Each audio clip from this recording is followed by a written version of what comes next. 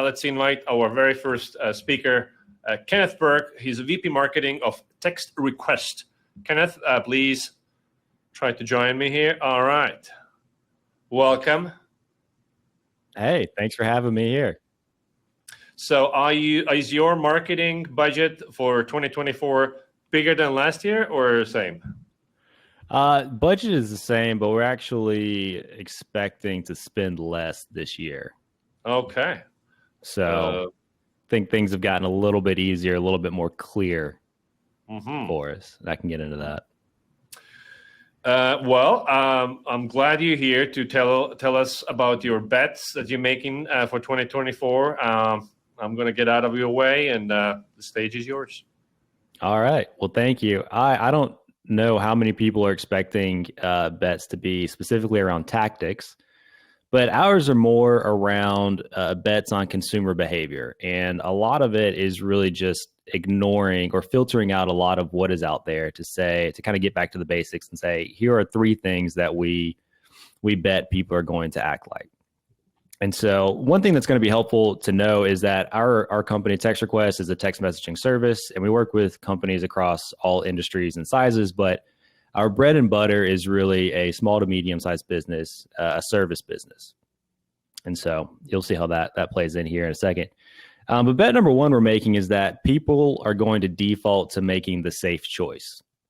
And so if somebody is going to try something new, a new channel, a new tactic, a new product, they're going to go with the safe choice. It's something that's either the market leader, or it's the most popular option, or it's what their peers are already doing. And it's almost something that would be expected of them.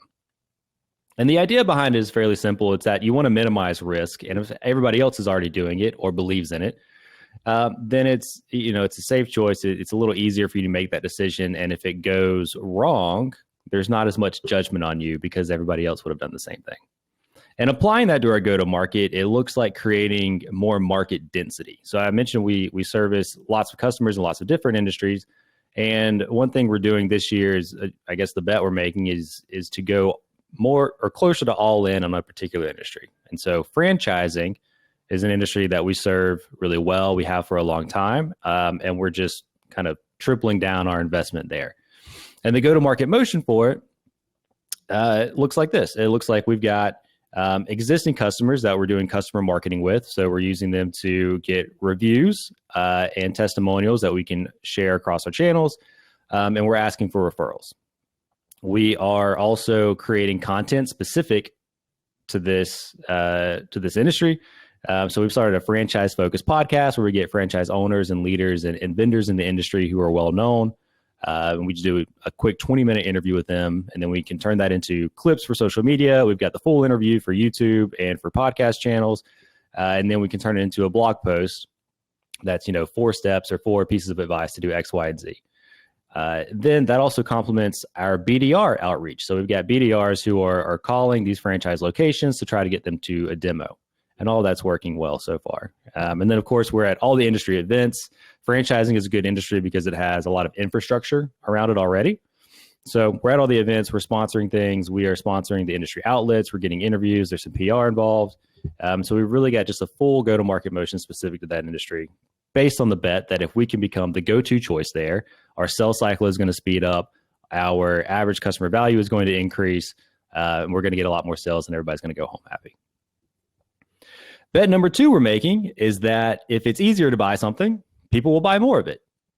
And so for us, it's really based on the idea that there's already demand for texting services. People are already searching for it. And the people are going to buy the thing that is first to check the boxes on their list that meets their requirements and that is easiest to sign up for. And so the way we've put that into a go-to-market motion is where we're kind of mapping the journey to create frictionless buying experiences, or as close to that as we can. And so it starts with a lot of times it starts with a Google search. And so, search ads for high buying intent keywords is really valuable for us. Also having landing pages that can rank organically for those same keywords helps a lot. And then we go to a lot of website improvements. How can we clarify our copy? How can we show glimpses of our product and social proof on the website and just make it really easy for people to understand what we can do for them and to check off, the boxes of all the requirements they need. And then make it really easy for them to contact us. We've got a live chat. We've got people can call us directly and we'll answer, or you can schedule a demo or, submit a form, whatever's easiest for you. You can purchase on the spot as well. And so we've seen that really help streamline. It's not quite product-led growth in our case, but we've seen that really streamline the buying process. And the way we measure that in particular is through non-demo sales. So how many people are able to come and purchase without having to do a demo first? And then what is the marketing cost to acquire? So we're keeping an eye on that, making sure it's under an acceptable level. And then the third bet we're making is that people would rather do more of an existing thing than to try something new. And this really gets at our existing customers. So we think existing customers would rather use more of our service than to have to find another service or have to do another, add another channel or another tactic or what have you. And so we've got our product team and, marketing, our whole go-to-market motion, releasing new features that are complementary that we can upsell and just get people to, adopt more, become more dependent on us, to bundle more things. But we also have, our success team has a growth arm to it where they're very proactive in reaching out to high opportunity accounts, to educate them, to train with them, to just build relationships and say, hey, here's how you can continue doing more of this good thing, which is helpful for them, but also comes back to us making more money. On top of that, we've got a piece of our marketing that is very focused on educating existing customers. So our content, our email marketing, some of our customer advocacy program is all tailored around expanding these accounts, educating people, showing them how they can do more and get more out of it. And so that's pretty much our three bets in a nutshell. Oh, and how we measure that is based on feature adoption and upgrades. Awesome. Follow-up question here. So people buy the safe thing. Now, if you're HubSpot, great for you. But what if you're a challenger brand? So anything that, can be done to be safer? I think niching down is really helpful here, because it's who's the go-to within the group that you pay attention to, right? And so if you're like a HubSpot, who can does service, millions of businesses, that's a very broad market. Most of us aren't there yet where we can stand out. So we need to look at how can we be a bigger fish in a smaller pond? Can you say, even HubSpot started with,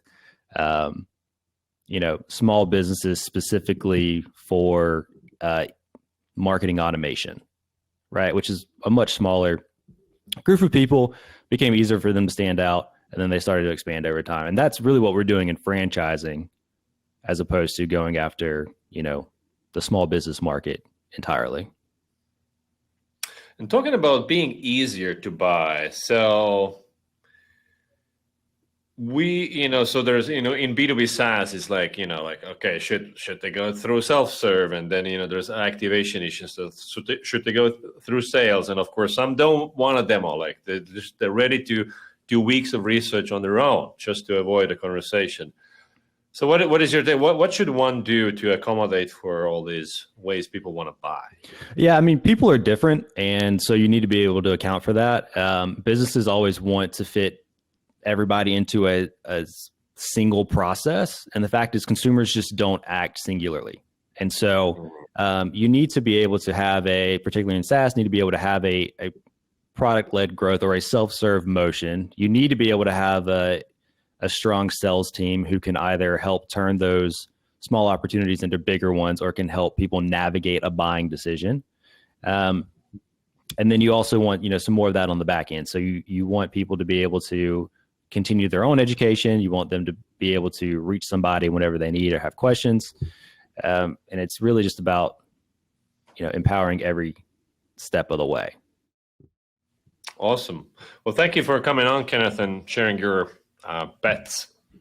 Hey, thanks for having me. I appreciate it.